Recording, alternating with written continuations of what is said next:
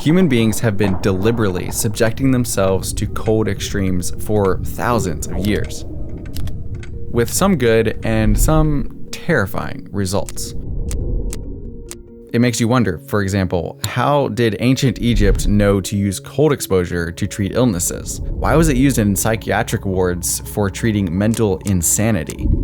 And why is it making a comeback now? Unless you do cold exposure. Probably gonna change my life. I'm not going to try to convince you to do cold exposure. Instead, I want to tell you a fascinating story about the cold. A story that winds from ancient literature to insanity and back to now, and how the science is finally catching up.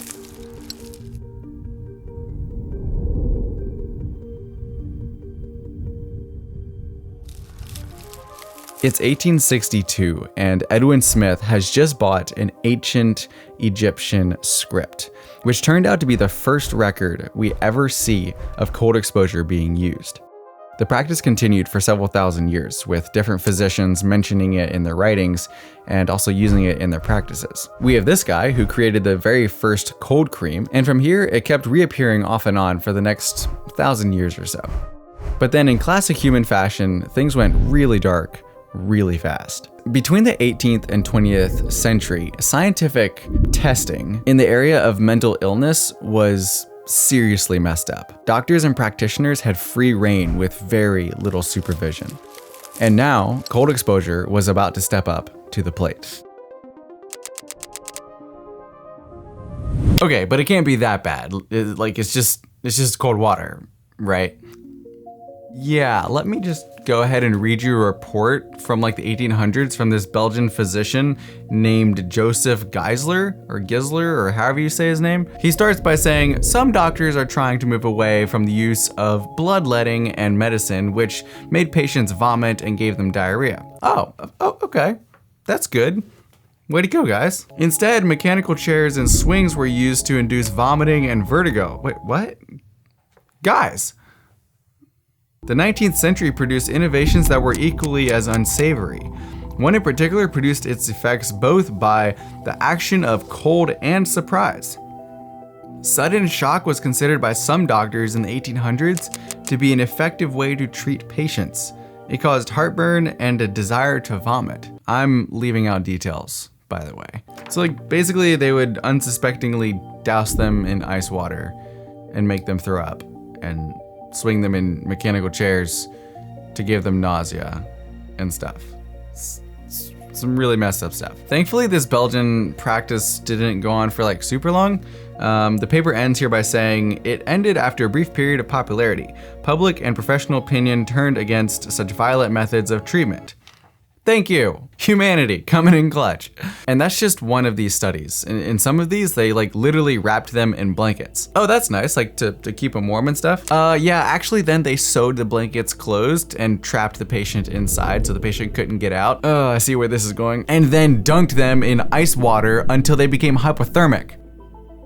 So science struck out for a little while and kind of fell out of favor, but it wasn't quite finished rearing its proverbial head in our society. And then after decades of lying dormant, in the 1980s, it was rekindled. Also science, which was kind of a demon a few minutes ago, started to enter the scene with some interesting studies that, didn't involve medieval torture. Okay, I need to make a confession with this story because I intentionally left something out from the very beginning. You see, I've been telling this story as though cold was the imposter, as if it was the new kid on the block and was abnormal or unusual or out of place. But the reality is, cold isn't a new thing that's surfacing. Hot is. For thousands of years, cold water was the norm.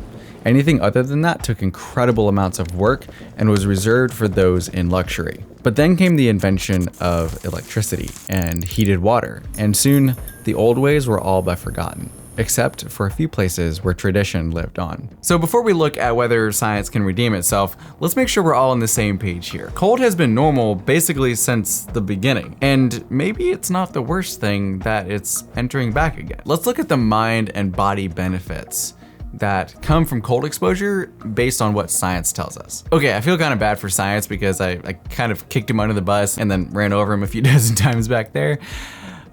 But I'm willing to give him another shot. So let's see what he has to say about cold exposure for our mental and physical health. The first thing is that there's a huge difference between cold exposure, which is just being cold, and deliberate cold exposure. Oh, so you shouldn't like force someone into it. Yeah, no, that's like really bad. Like your body responds totally different to that. So like tying someone up in a blanket and like, yeah, no, that's like really bad on so many levels, morally and yeah, not cool. Oh, okay, yeah.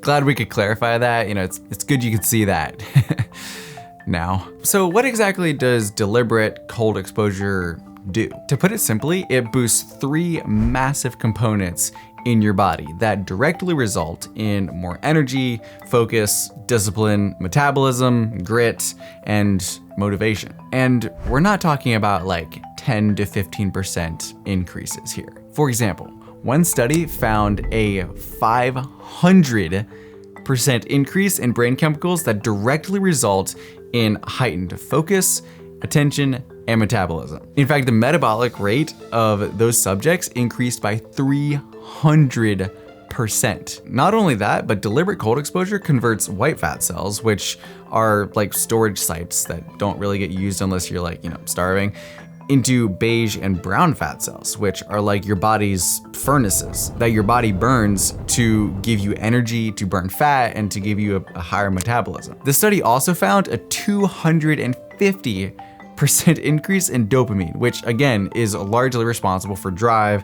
motivation, the narrowing of one's focus, and also willpower. These are not figures to sneeze at. Like there are very few things that can do this consistently in a natural, healthy way. And it's also worth noting here that these increases lasted for hours, even after exiting the cold water. Even something like a cold shower is gonna have a pretty profound effect.